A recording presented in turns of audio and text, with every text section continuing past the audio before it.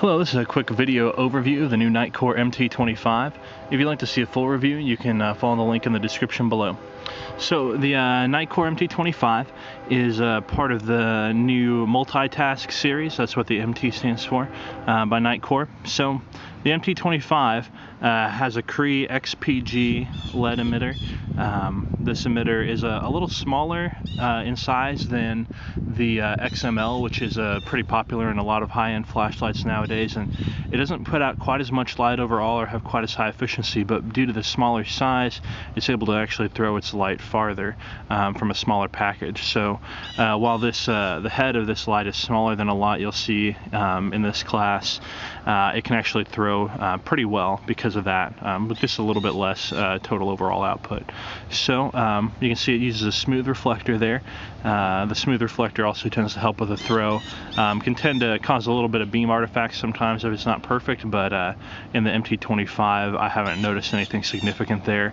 You can see it's got the crenellated bezel, so you can see if it's on even when it's head down and that sort of thing. The MT25, all of the multitask series, part of their user interface requires loosening and tightening the head of the light, and we'll talk more about that in a minute. But you'll notice here that on the head, it's got this raised ring here with knurling on the raised parts and little small cutouts, little grooves so that your fingers can get in there. That gives it a really good grip so that it's easy to loosen and tighten the head with just one hand, which is pretty essential for this light in this series. So you see the body is mostly knurled. It's got the model name there on that side, Nitecore over here on that side. The tail, you see it's got these two protrusions here. They stick out just past the rubber switch, so you can use those to stand the light on its tail, and it's pretty stable there if you got a good flat surface. You can also see it's got the holes cut out of those, so you can attach a lanyard if you'd like. There's also a lanyard that comes as an accessory with the light. You see the switch there has an N on it for Nitecore. So you use the switch to turn the light on and off. It's a mechanical forward click switch, so if you push it in about halfway, the light will turn on and just stay on until you release, or you can push it all the way in, it'll click into position, and then it'll stay on until you click it back off. So when the light's on, if you have the head fully tightened, it comes on in turbo mode, the brightest possible output. Then you can loosen the head a little bit, and you can go to user selectable mode. So here it looks like it's on low right now, and I can turn the light on and off with the tail switch repeatedly to switch what mode it's in. So right now it's in low. Here we've got SOS mode. If I turn it on and off again, you can see it goes into a strobe, and this strobe is sort of a bit of a random strobe. The brightness changes a little bit as it strobes. You can kind of see here in the video. Then we've got high, medium, and low.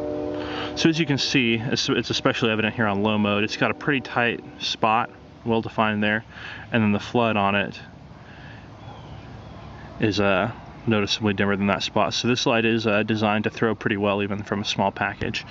So when you've selected the user selectable mode that you'd like, you can click that into position, and then you can switch back and forth from the turbo mode and whatever mode you selected there. That includes, for example, if you want to choose strobe as your user selectable mode, you can leave it in strobe there and go to turbo and go back and forth between strobe and turbo really easily just by twisting the head.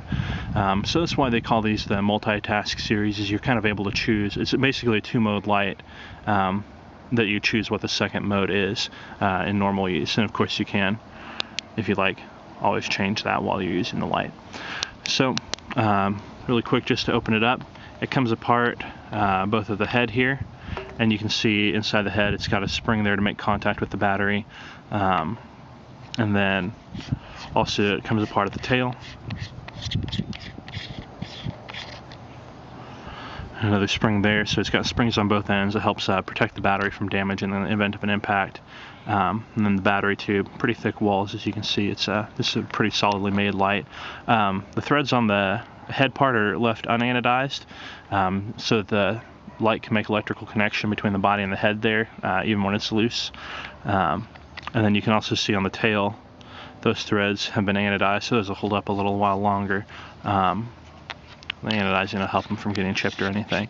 So this has been a quick video overview of the new Nitecore MT25. If you'd like to see the full review, again, you can follow the link below.